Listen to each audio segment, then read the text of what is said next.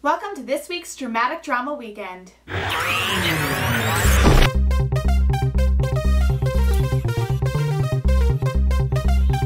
Somebody call the doctor because we're going to be heading back in time in this week's drama, Faith.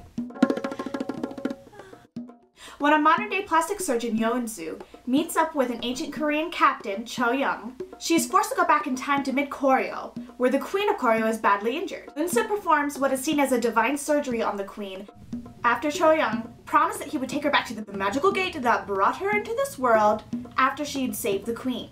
Unfortunately for Eun-soo, the people of Koryo believe that she is God's doctor and therefore will not let her go back to the gate. And that pretty much causes a whole lot of drama. While Eun-soo is stuck in the past, she gets caught up in all of the historical affairs that are going on, and basically becomes the main reason for a lot of people's deaths and one person's insanity. 보였거든.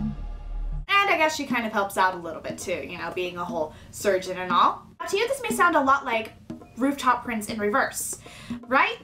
Au contraire. Rooftop Prince didn't have awesomely amazing magical people in it, now did it? Intrigued, aren't you? Well, to find out what happens next, you're just going to have to watch it yourself, because I'm not going to tell you. The side stories were basically the best part of this drama, so I'm going to be focusing most of my review on just the side stories. Almost every side story was intriguing to me. I would switch my alliance with the good side and the bad side every time a new side story was introduced. I would just go from digging Dr. Jung and his awesome fan-fighting skills, to sexy Eunjae and his flute playing, back over to the good side with Daemon and his awesome Peter Pan cuteness going on, and then back over to the bad side with Soo-in because she has these awesome devilish fire powers. To be honest, it was hard to pick a side story that was my favorite. That is, until later on in the drama, when the writers got lazy and they didn't do anything with the awesome build-up of these characters. First of all, if you're going to make a big deal out of all the magical powers that these people have, please use those magical powers. Please, do something with them at the climax of the story. If the problem was that you were running out of money, then stop spending so much of it on changing Cho Young's hairstyles every 10 seconds and save up for an awesome fire, lightning, ice, flute playing battle in the end. Why even bother giving them magical powers if you're just going to have them use swords through the entire drama? Be honest, if you had magical powers like that, you wouldn't be doing this. Oh my gosh, I know how to fly! Quick, someone call me a cab so I can tell my mom! Even though it was a hard choice, and I did cry when Dr. Jung died, oh my gosh, Dr. Jung, you're my homeboy, I love you! I was literally freaking out when Daemon got injured by Soo-in. I remember saying, I don't care if everyone else in this drama dies, Daemon better not! No, not my ancient Peter! Oh, thank goodness he didn't die. And I was quite pleased to see him all grown up in the end, acting all mature and cute with his nice little ponytail. Makes me so proud. You go, Daemon! The side story of the King and Queen, in my opinion, was more appealing than the main story between Cho Young and Eun-soo. In the beginning, they didn't really get along, but I could tell that they loved each other. And later on, when they stopped being stubborn idiots and made up, I would look forward to every scene they would be together. There was just so much tangible electricity between them.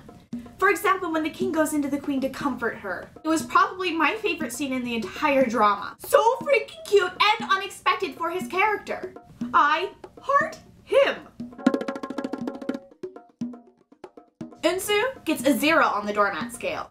She was a little out of sorts when she first came to Koryo, but after she got the hang of things, she was actually pretty cool. She could take care of herself. She was scrappy, and I like scrappy characters. Which, unfortunately, is the only good thing I can say about her character. For the first half of the drama, she bothered me. For the second half of the drama, she bothered me in a different way. Now, this isn't to say I did not like her. She just wasn't my favorite character. And I also felt like her chemistry with Cho Young was rather forced, which didn't help her case. In the end, I got bored with her and only looked for Cho Young. Can you blame me? I give the jerkface character in this drama a 1 on the jerkface scale. The only reason why he isn't a 0 on the scale is because of the first episode where he kind of forced her to perform a surgery on a guy that he injured and then forced her to go back in time with him at sword point.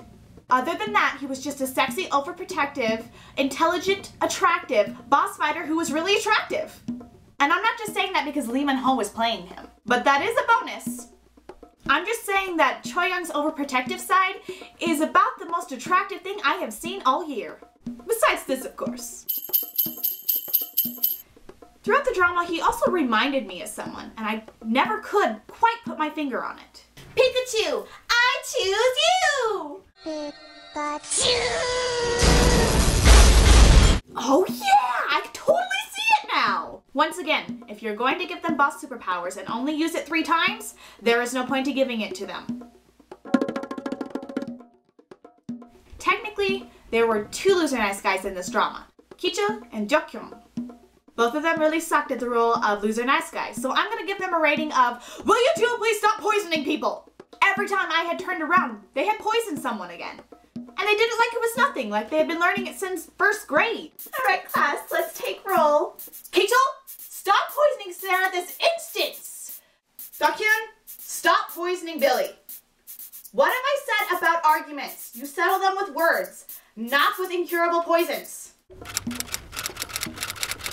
As for the loser nice guys stuff that they did, they just basically obsessed over her, got angry, and then lost in the end. Not much to say beyond that, so, look, a distraction! I'm going to give a tentative yes. The basics of the storyline was good, and there was always an intriguing cliffhanger at the end of each episode that kept me hooked. But I felt like the major elements that made this drama awesome in the beginning faded out and made a lot of the story seem anticlimactic. Just like the buildup of the magical powers that they never used. In the beginning, I was afraid of Kicho and his followers. They seemed extremely intimidating and unbeatable. But later on in the drama, without any explanation, they became less impressive and weaker. It wasn't like they had lost power in any sort of way, even though they did a little bit later on.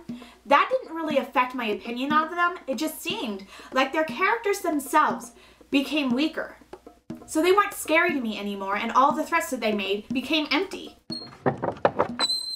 But besides that, I really enjoyed the way that the writers tied in the notebook in with the past and the present and the future, which is also the past. They made sure that there weren't any plot inconsistencies.